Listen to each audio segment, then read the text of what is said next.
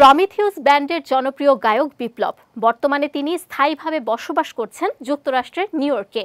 সেখানেই তিনি পেশা হিসেবে ট্যাক্সি চালানোর কাজ করছেন। তবে গানকে ভুলে যাননি একদমই। কাজের ফাঁকে সুযোগ পেলেই নতুন গান প্রকাশ করেন এবং নিয়মিত চর্চা চালিয়ে যান এ শিল্পী। সেই ধারাবাহিকতায় চলছে বিপ্লবের নতুন গানের আয়োজন।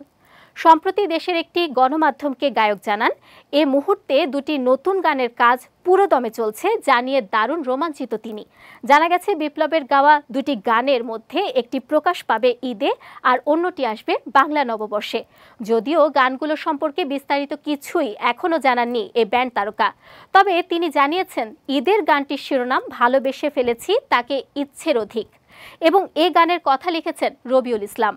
৯০-এর দশকে বাংলাদেশের ব্যান্ড সঙ্গীতের অন্যতম উজ্জ্বল তারকা ছিলেন বিপ্লব। প্রমিথিউস ব্যান্ডের হয়ে গান গেয়ে দারুণ জনপ্রিয়তা পান তিনি। এলআরবি, নগর বাউলের পাশাপাশি প্রমিথিউসও তখন ছিল তুমুল জনপ্রিয়। আইয়ুব বাচ্চু, জেমস, হাসান এবং বিপ্লব এই চার শিল্পীর সমান তালের বিচরণে বাংলাদেশের গানের জগৎ ছিল সোনালী এক অধ্যায়ে। বিপ্লব কয়েক বছর ধরে প্রবাস জীবনে থাকলেও গান প্রকাশ থেকে পুরোপুরি বিরত ছিলেন না। বিভিন্ন উপলক্ষে শ্রোতাদের জন্য নতুন গান প্রকাশ করে চলেছেন।